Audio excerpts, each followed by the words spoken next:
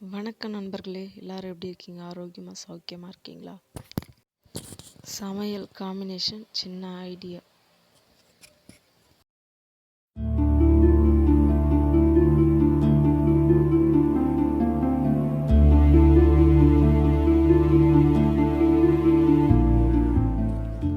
beans பருப்பு சாம்பார் மணக்க